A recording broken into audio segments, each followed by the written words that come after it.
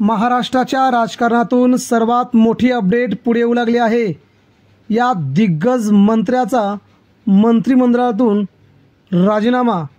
मित्रांनो, सत्तेतून बाहेर पडण्याची विनंती। नेमकं कोण आहे नेतृत्व?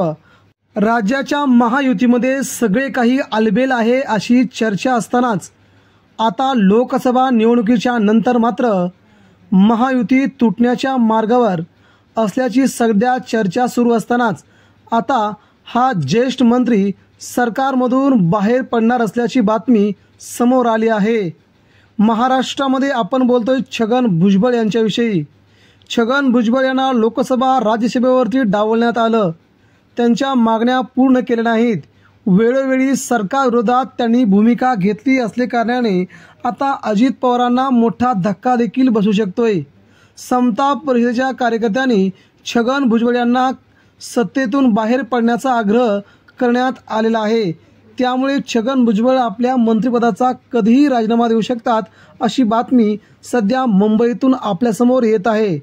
महाराष्ट्राच्या राजकारणात छगन भुजबळ आता कोणत्या पक्षात जाणार हे आता बघावं लागेल। मात्र राजीनामा दिल्यानंतर ते अजित पवार यांच्याविषयी वक्तव्य करतील का, हा देखील मोठा प्रश्न आहे। मित्रांनो, राज्याच्या राजकारणामध्ये या घडत असलेल्या सगळ्या किमया लोकसभा निवडणुकीनंतर घडत आहेत हे मात्र नक्की खरं आहे। आपल्या प्रतिक्रिया व्यक्त करा।